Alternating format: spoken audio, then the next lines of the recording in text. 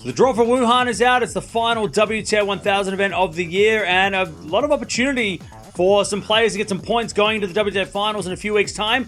Well, let's see who's not playing, because there's some big names that are not playing. Okay, so a big withdrawal list, starting with Badosa. She's out. Hadajmeyer's pulled out. Keys has also withdrawn. Krejcikova, Pliskova, and Svitolina have also pulled out. Vondrousova has also withdrawn, and Zhang has also withdrawn. So, a lot of names there that are not going to be playing in this tournament. And some of those players have called for the end of their season as well, so they won't be playing for the rest of the year. But let's go see who is playing, because it's still a pretty stacked draw. All right, top of the draw here, and we've got 16 seeds in this one, and the top 8 get a bye in the first round. So Aryna Sabalenka, number 1 seed, she gets a bye in the first round. She'll take on either Shrimkova or Kalinskaya in the second round. Then you've got a qualifier taking on Kenin. Winner of that will take on either another qualifier or the number 16 seed Samsonova in the second round. Then you've got the number 11 seed Osaka taking on Fernandez. That is a crazy first round matchup. And the winner of that will take on either Noskova or a qualifier in the second round. Of course, Noskova having such a good week in Beijing, so that's a really fun section of the draw. Then you've got Kessler taking on Christian. Winner of that will take on the number 8 seed Raducanu in the second round. So pretty crazy draw to start with Sabalenka. You know, it's a pretty stacked section of the draw. Of course, you've got to watch out for Sabalenka coming back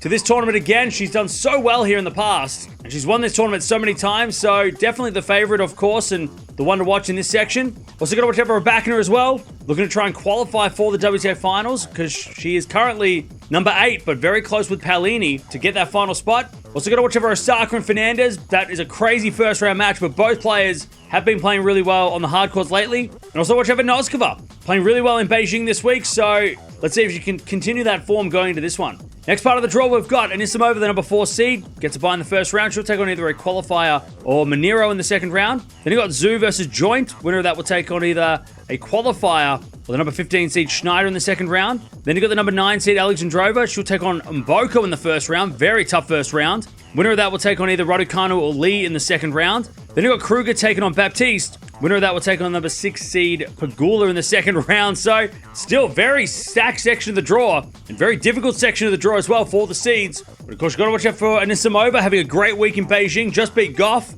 So really looking to see how she does in this one as well. Also, Pegula having a great week in Beijing as well. So let's see if they can both continue on into this tournament. Also got to watch out for Alexandrova. She's trying to qualify for the WTA finals. A bit of an outside chance, but still worth a watch and still worth considering for the WTA finals in a few weeks. But some of the unseeded players, you've got to watch out for Raducanu. Been in really good form and pretty consistent over the last couple of months. Also, Mboko hasn't been great since getting injured after winning in Canada, but if she's healthy, that's going to be a very dangerous first round for Alexandrova. Bottom half of the draw now, we've got the number 5 seed Andreeva. She gets a bye in the first round. She'll take on either Yastremska or Sigamund in the second round. Then you got Fred taking on Kudermetova. Winner of that will take on either Kostyuk or the number 12 seed Mukova in the second round. Then you got the number 14 seed Navarro. She'll take on Zhang in the first round.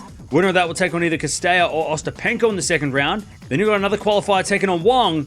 Winner of that will take on the number 3 seed Gauff in the second round. Of course, Coco been pretty good lately, just hasn't won any titles and look to rebound after a pretty disappointing result against Anisimova in the semi-finals of Beijing. But of course, you've got to watch out for Gauff. She's already qualified for the WTA finals, but really would like to get some more confidence and form by winning this trophy going into the final part of the year. Also got to watch out for Andreeva. She's trying to qualify. She's got enough points, but she's not officially qualified yet. So trying to get to that WTA finals. Also got to watch out for Mukova and Navarro. Both been very good at times over the last couple of weeks, and especially in Beijing, they both played pretty well. But the big one for the unseeded players is Ostapenko. Very, very dangerous. We know how dangerous she can be, so definitely got to watch out for her as well in this section of the draw. And the bottom part of the draw, we've got number 7 seed Paolini. She'll get a bye in the first round. She'll take on either a qualifier or Yuan in the second round. Then you've got a qualifier taking on Lynette. Winner of that will take on either Danilovic or the number 10 seed Towson in the second round. Then you've got the number 11 seed Bencic. She'll take on Vekic in the first round. Winner of that will take on either Mertens or a qualifier in the second round. Then you've got Osorio taking on Buzkova. Winner of that will take on number 2 seed Swiatek in the second round. So not an easy draw for Swiatek, and of course, just coming off a loss to Navarro in the last round, or the last tournament, really looking to get some form and try and get some points as she tries to close the gap between her and Sabalenka for number 1 spot. But got to watch out for Swiatek. Didn't get to play this tournament, of course, last year, so we'll get to see if she can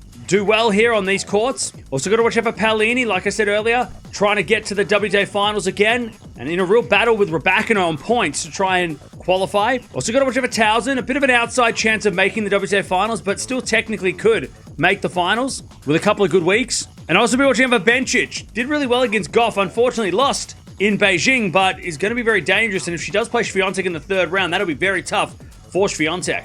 So there it is. That is the draw for Wuhan, and it's pretty interesting for the final big tournament of the year, of course.